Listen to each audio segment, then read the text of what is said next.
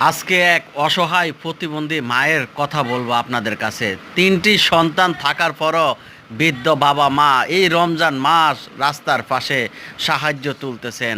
৩টি সন্তান, খাওন খোরাক দেয় না, বিয়ে করে বউ নিয়ে আলাদা আলাদা জায়গায় থাকে। প্রতিবন্ধী মা, মায়ের গর্ভের থেকে এভাবে এসেছে।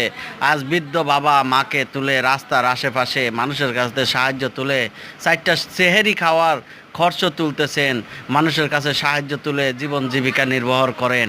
তবে সেই সন্তানদেরকে বলবো, ভাই আপনারা আপনাদের মা বাবাকে আজকে রাস্তায় ছেড়ে দিয়ে অন্য মেয়েদেরকে নিয়ে আনন্দ ফুর্তি করে বেড়াচ্ছেন, ভালো ভালো আনছেন, খাচ্ছেন।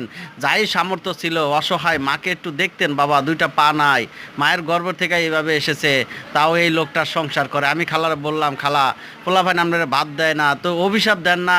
খালা বলে যে, বাবা আমার সন্তানদেরকে কেউ কিছু বলল না বাবা, ওরা ভালো থাকুক। এই কথা বলার মাত্রেই উনি কেঁদে দিলেন। তো আসলে এইসব মা তো মায়ে হয়, মা তো পেটে ধরেছে। ভাই ওসব সন্তানদের খুব দুঃখ হয়, ভাই তোরা জীবনে সুখী হবি না। মা বাবাকে এভাবে রাস্তায় ছুঁড়ে ফেলে তোরা সুখে আসস, 100টা টাকা দিয়ে দিলাম, কারণ আমি আর সহ্য করতে পারলাম না। এই রমজান মাস কয়টা টাকার জন্য, কয়টা খাওন খোরাকের জন্যই কিন্তু আজকে রাস্তায় নামছে। তো 100টা টাকা দিয়ে বললাম, বাবা এটা আপনারা রাখুন। আর ওনার ছেলের বলতে যখন আমি বকা বাধ্য করলাম তখন ওনারা কেঁদে দিলেন। ওনার